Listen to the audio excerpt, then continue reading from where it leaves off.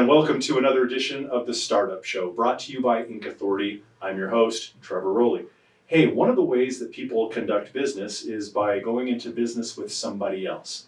Maybe it's somebody that you went to school with, or a buddy, or a best friend, or just somebody that has complementary skills. And when you go into business with somebody else and form a partnership, there are some particular things that people should be aware of to make sure to protect both parties, because now it's not just you that's on the line, it's also the partner. And anything the partner does impacts you and vice versa. So to talk about some of these things today, we've brought in an expert here from Inc. Authority, one of our senior leaders here in the organization, and one who's dealt with lots of partnerships that he's counseled with and coached over the years. Please welcome to the program, Daniel Morgan. Thank you, Trevor. How you doing, Daniel? Great. Good. So in a recent program, we were talking a little bit about this topic as well. Yes. And we talked about the need and necessity of a partnership agreement. And of course, you can go back and you can watch that program. But another important contract really between the co-owners of a business would be a buy-sell agreement. And we want to focus on that topic today and what a buy-sell agreement might do in terms of protecting one party or the other party in terms of having a business partnership. So before we go into that kind of detail though, remind us why there are some problems occasionally or some pitfalls or some potential pitfalls in operating as a partnership. What can go wrong? Yeah, great question. And I would say a lot of people aren't thinking about this when they're starting a business, but I can tell you if you're going into a partnership, it should be something right at the forefront of that conversation between partners. It's a healthy conversation. Because down the road, things can happen that are totally outside of your control. What if something happens to one of the partner's financials? What if a divorce happens? What if somebody gets sick and can't work and can't do the job that they signed up to do? There's so many scenarios that we've seen over the years, and it's one of those things you need to protect against. And you need to make sure that all your ducks are in order. You got to make sure that you're protecting your interest in the company and also protecting your partner's interest in the company as well. I think most entrepreneurs tend to be optimists, right? And they go into a new enterprise and they're excited, and they should be, because being in business is an exciting thing, right? It is. And the last thing you want to think about is, well, what if? What if my partner passes away? What if he just wants to retire? What if he wants to sell his interest to somebody else? Mm-hmm. There's a lot of these what ifs, and those aren't typically the first things you want to talk about when you're starting your business.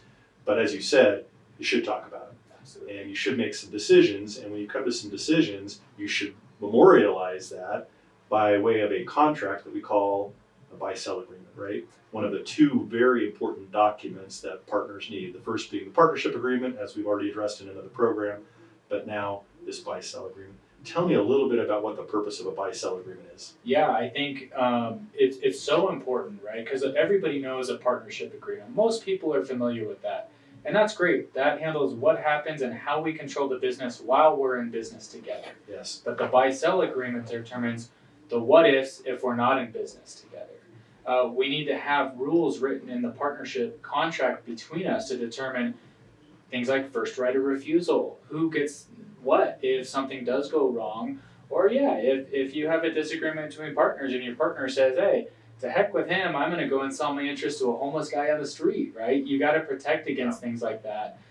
First right of refusal is one of those really important things that protects the interest of the company. It gives you as an owner the ability to buy back that percentage if something were to go wrong. And that's really, you're putting your time, your energy, your blood, sweat, and tears into this business. You want to make sure that you're protected at all costs. Yeah, Dan, that's a great way of describing it. In summary, really, buy-sell agreement is this contract, between these co-owners of this business that's really going to talk about, what is going to happen if, for whatever reason, a partner wants to leave, is forced to leave, circumstances dictate that they leave, maybe they pass away, something like that, and how are their ownership interests protected for the remaining partner and for the partner that goes away, or maybe for the family of that partner in the case of the partner having passed away.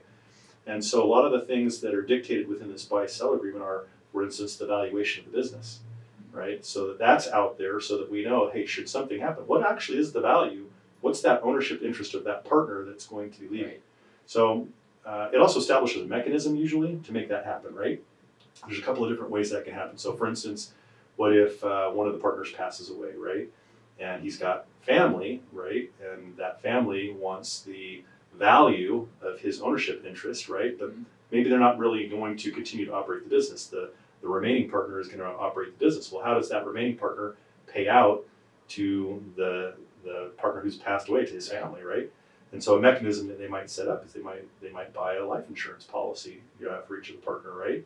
So that in the event of the death, that life insurance policy is going to pay out for the ownership interest to the remaining family, and the remaining owner now is 100% owner. So there's a mechanism, there's a value associated. You need to know what that value is and have the insurance policy that's for the correct amount of the value and so forth. But these sorts of things can also deal with buyouts, for example. Let's say you and I went to business together, Dan. I'm quite a bit older than you. What if I want to retire? One day I wake up and I'm like, I just don't want to do this anymore. And I go to you and I'm like, I want out. And you're like, well, geez, who's gonna pick up the slack, and who's gonna be my new partner, and how am I gonna pay you off, Trevor? And so there needs to be a buyout, and the buy-sell agreement can handle that. Tell me a little bit, walk me through that process.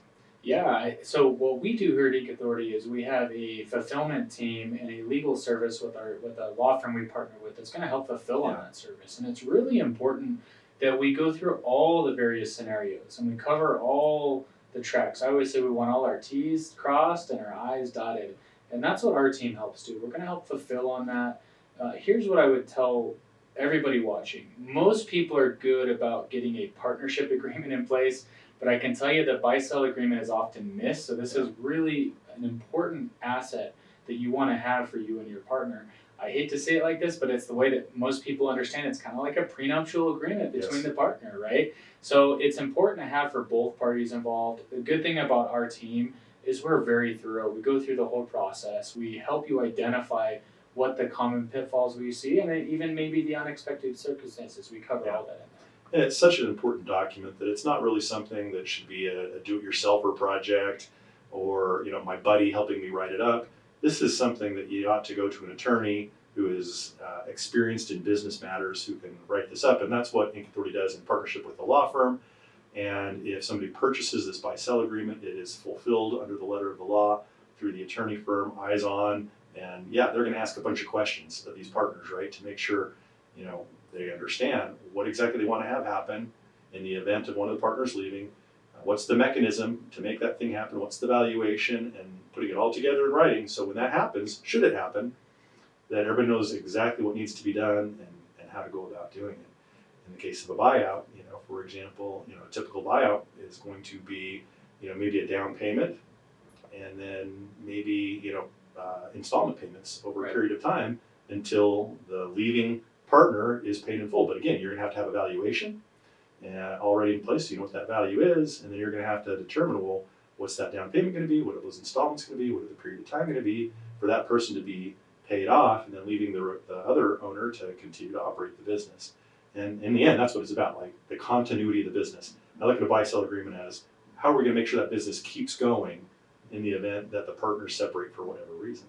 Yeah, absolutely. And if you're watching right now and some of these terms don't make sense to you, that's okay. That's how I was when I first started.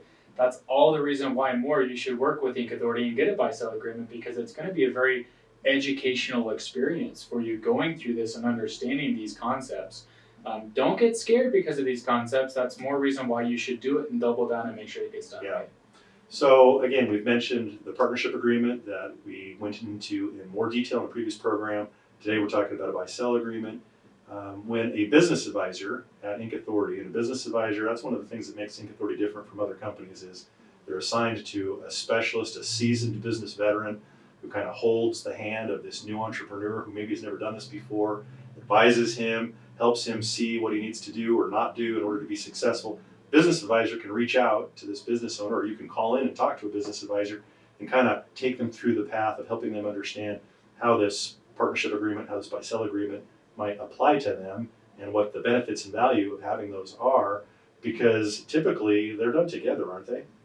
Most of the time, yeah, we encourage it. We always want it done together because it's like the left hand and the right hand. You want them both, right? You don't want to be fighting with one arm behind your back. And that's what I look at when I'm really setting up a business structurally in a sound way. We want to have both the buy-sell agreement and the partnership agreement together. Yeah. I think if any entrepreneur understands one of those documents, one of those contracts, then they'll understand the value in the other one too, right? It's like, why get one without the other? You might as well get them both. Right now, of course, you can get one without the other if you desire, but man, package them together and have everything covered, both through the time when you're operating together, through the time when you're separating and ceasing to operate together, but you want that business to continue to have a life. So what might that conversation be like? So Daniel, I'm an entrepreneur. I've started a new business. I have a best friend from college. We're in business together. You're my business advisor in this example. And I come to you and I say, hey, I've got this partner. What are you going to tell me? And what are the reasons? Why should I value having a partnership agreement or a buy-sell agreement? Yeah, Trevor, it's real simple. Obviously, you and your partner, you really value this venture that you're getting started, right? We want to make sure that we're setting you up for success. We want to understand how we can grow, how we can scale, how we can protect our vested interests. Most of the time when we're talking about a partnership agreement and or buy-sell agreement, we're also talking about the estate plan, the family, how this impacts all parties involved. We like to have it be a healthy conversation between partners. I know a lot of people get concerned about that's not a conversation I feel comfortable having.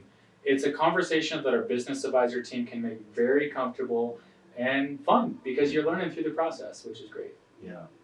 So don't be afraid, right? If you're interested in these, give us a call at Inc. Authority, talk to your business advisor. They'd be happy to take you through this process of giving you more information about partnership agreements and buy-sell agreements and how they might work for you. Well, thank you, Daniel, for joining the program today. As always, full of great information, valuable information, and that's what we're about at Inc. Authority. We want to bring you important and valuable information so you can make the decisions that'll help you be successful, not only in your business, but in your life, right? So that everything is set up for you for your future and for success. Thank you for joining us today. Hey, now would be a great time to hit the like button and make sure that your notification bell is turned on so that you didn't miss any of the content on a going forward basis. Hey, wishing you much success. Get out there, be strong, be smart, make great decisions. Until next time, Trevor Rowley and Inc. Authority signing off for the Startup Show.